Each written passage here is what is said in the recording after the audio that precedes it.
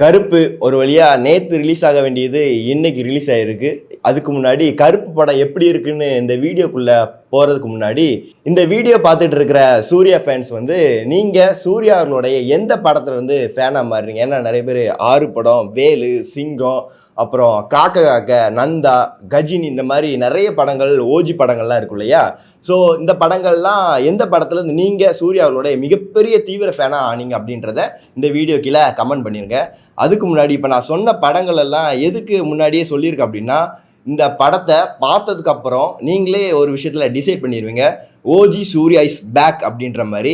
ஏன்னா அந்த மாதிரி தான் ஒரு அவுட்புட்டாக, ஒரு ஃபெஸ்டிவல் மாதிரி இந்த படத்தை எல்லாருமே செலிப்ரேட் பண்ணிக்கிட்டு இருக்காங்க.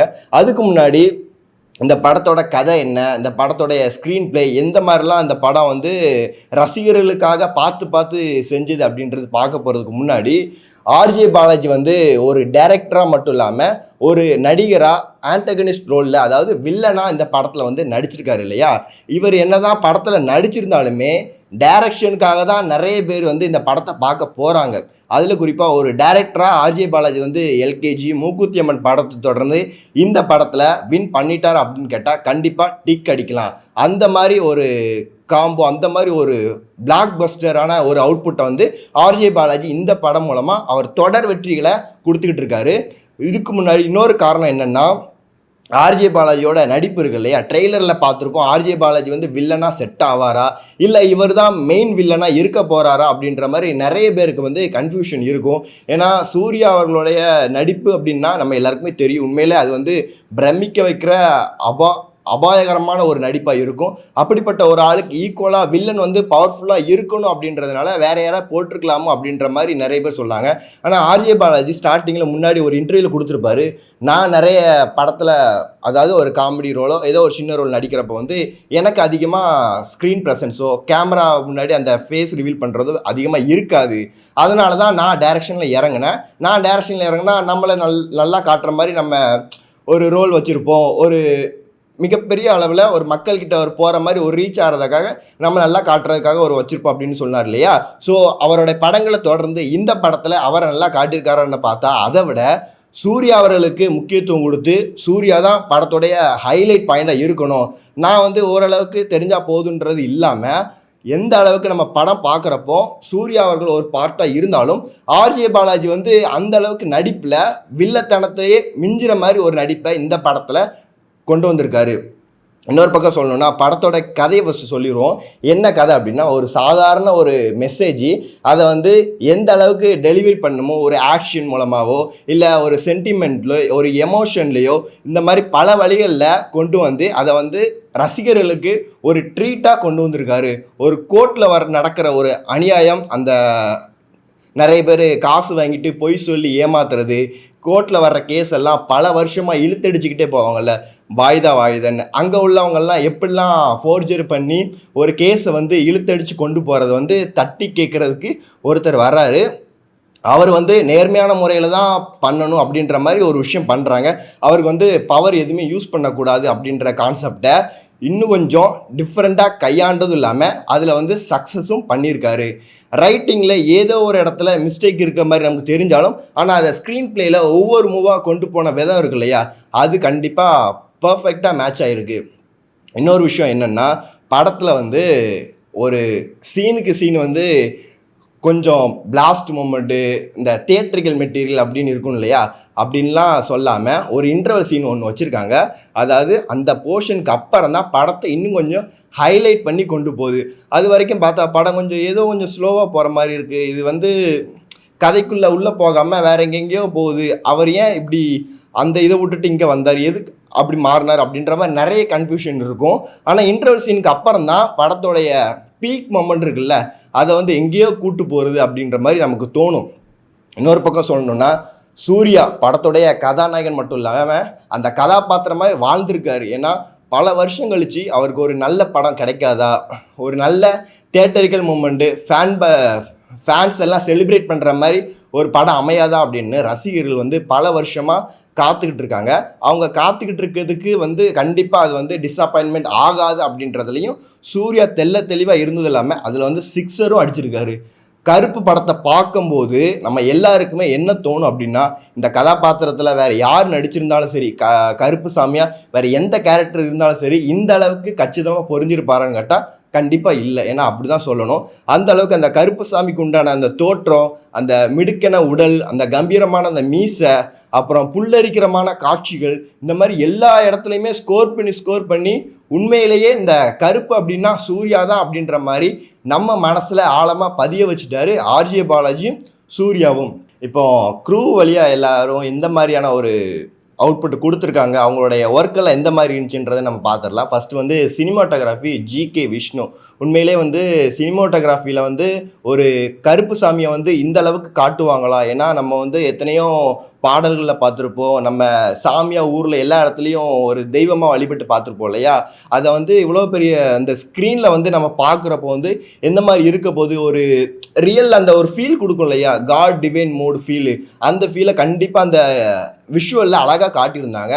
அதுலேயும் ஒவ்வொரு சீனில் அந்த பாடல் வர்ற காட்சிகளையும் சரி, அந்த விஷுவல்ஸை கரெக்டாக மேட்ச் பண்ணி உண்மையிலே ஒரு சினிமோட்டோகிராஃபி இந்த அளவுக்கு ஒரு காட் லெவலில் காட்ட முடியுமா அப்படின்ற மாதிரி பண்ணியிருந்தாங்க. அதுக்கப்புறம் ஆக்ஷனை பற்றி சொல்லணும். ஏன்னா விக்ரம் ஒரு தான் இந்த படத்தோடைய ஸ்டண்ட் மாஸ்டர்.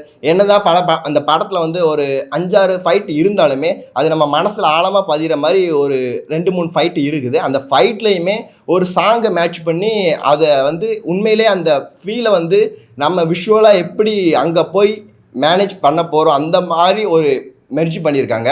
படத்தில் வந்து இன்னொரு பில்லர் அப்படின்னு சொல்லலாம். ஏன்னா அந்தளவுக்கு சாய் அபியங்கரோட மியூசிக்கு, பொதுவாக சாய் அபியங்கரோட மியூசிக் வந்து நம்ம ஆல்பம் பாட்டில் வந்து பயங்கரமாக பார்த்து என்ஜாய் பண்ணியிருக்கோம்.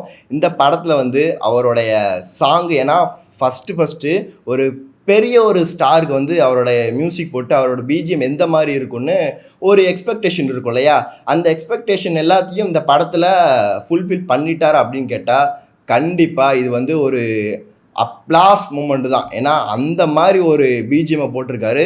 படத்தோடைய கனெக்ட் பண்ணுறதுல இன்னொரு ஒரு லெவலுக்கு போயிட்டாரு. அந்த பிஜிஎம் ஸ்கோரு ஒவ்வொரு இடத்துலையும் சாங்ஸுக்கும் ஒரு போர்ஷன் போட்டது இல்லாமல் அந்த பிஜிஎம்லேயே மனுஷன் வந்து நொறுக்கி விட்டா அப்படின்னு சொல்லுவாங்கள்ல, அந்த மாதிரி ஒரு சம்பவமாக சாய் அபியங்கரோட மியூசிக் இருந்துச்சு. இன்னும் சொல்லப்போனால் ஒரு யங் டேலண்ட் மியூசிக் டைரக்டர் வந்து இந்த அளவுக்கு ஒரு பெரிய ஸ்டாருக்கு மியூசிக் போட முடியுமா அப்படின்னு கேட்டால் கண்டிப்பாக வந்து அதை வந்து ஓவர்டேக் பண்ணி நல்ல ஒரு ஃபினிஷிங்லாம் பயங்கரமாக மியூசிக் போட்டு தள்ளிட்டார். அதுலேயும் ஒரு சில போர்ஷன்ஸ்லாம் சென்டிமெண்ட் காட்சிகள்லாம் இருக்கும் இல்லையா? ஸ்டார்டிங்கில் ஒரு சில சென்டிமெண்ட் எமோஷனல் சீன்லாம் இருக்கும் இல்லையா? அதெல்லாம் விட்டுட்டு அந்த சூர்யா அவர்களோட ஃப்ரேம் மட்டும் தனியாக வச்சு பார்த்தா அந்த மாஸ் எலமெண்ட்ஸ்லாம் வரும் இல்லையா? அந்த பிஜிஎம்லாம் அப்படியே கொண்டு போய் பயங்கரமாக ஒரு எலிவேஷன் போட்டிருக்காரு மனுஷன் சாயோட மியூசிக்கு.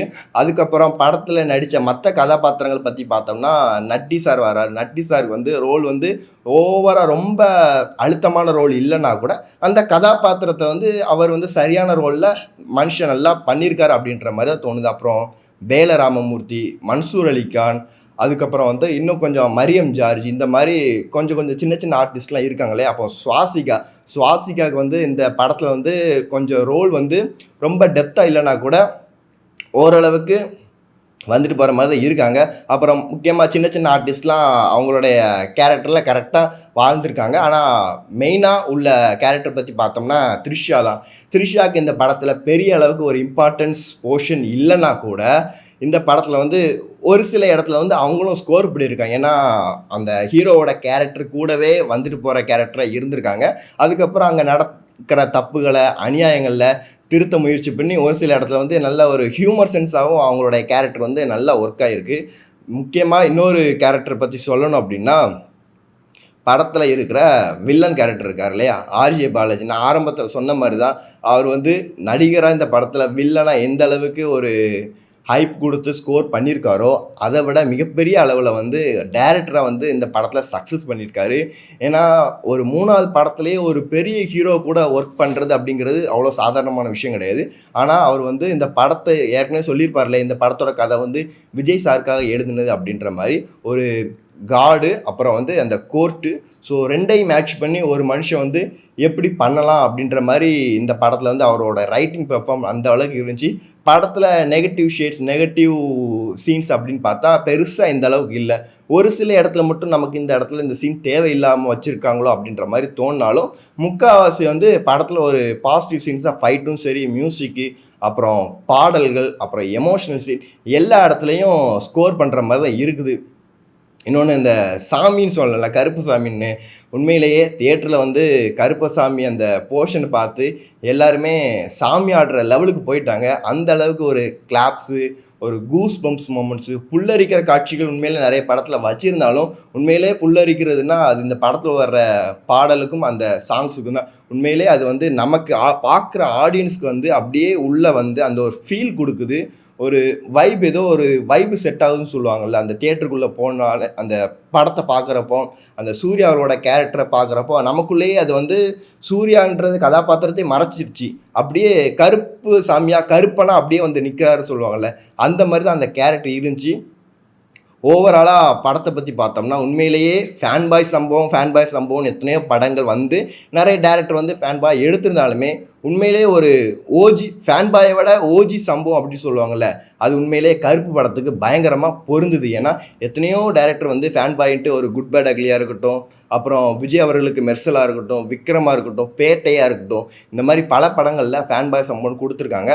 ஆனால் உண்மையிலே ஃபேன் பாயெல்லாம் தாண்டி ஒருத்தர் வந்து அவருடைய ஃபேன்ஸ் ரசிகர்களுக்காக இந்த மாதிரி செதுக்கணும், எனக்கு இந்தந்த ஃப்ரேமில் இப்படி இப்படி இருக்கணும் அப்படின்ற மாதிரி சொல்லியிருக்காரு இல்லையா. அது உண்மையிலேயே படத்தில் வந்து டெலிவரி பண்ண விதமாக இருக்கட்டும், ஒவ்வொரு சீனும் தியேட்டரில் போய் என்ஜாய் பண்ணலாம். கதை இந்த கதை தான் அப்படின்னு அவர் ஃபிக்ஸ் பண்ணிட்டாங்க. ஆனால் கதையை தாண்டி ஒரு ஸ்க்ரீன் பிளேயில், ஸ்க்ரீன் ப்ரெசன்ஸில் சூர்யா அவர்களை வந்து வின்டேஜ் சூர்யாவை பார்க்கணும். அந்த 6 சிங்கம் மோஷனில் எந்த மாதிரிலாம் சூர்யா இருந்திருக்காரு, அதாவது ஓவரால் இந்த படத்தை பற்றி பார்த்தோம் அப்படின்னா வின்டேஜ் சூர்யாவை நீங்கள் பார்க்கலாம். பழைய சூர்யாவை எப்படிலாம் தியேட்டரில் மிஸ் பண்ணீங்களோ அதெல்லாம் என்ஜாய் பண்ணி பக்கா கமர்ஷியல் சினிமாவாக இந்த படம் இருக்குது. கண்டிப்பாக சூர்யா ரசிகர்கள் மட்டும் இல்லாமல் ஓவரால் ரசிகர்களுக்குமே இந்த படம் ஒரு நல்ல பிடிச்ச படமாக இருக்கும். நீங்கள் இந்த படத்தை பார்த்துருந்தீங்க அப்படின்னா இந்த படம் எப்படி இருக்குன்றதை கமெண்ட் பண்ணுங்கள். அதுவும் இல்லாமல் இந்த ரிவ்யூ பார்த்துட்டு படம் போகிறதா இருந்தால் கண்டிப்பாக இந்த படத்தை பார்த்ததுக்கப்புறம் இந்த ரிவ்யூ பார்த்துட்டு கண்டிப்பாக உங்களுக்கு பிடிக்கும். நன்றி.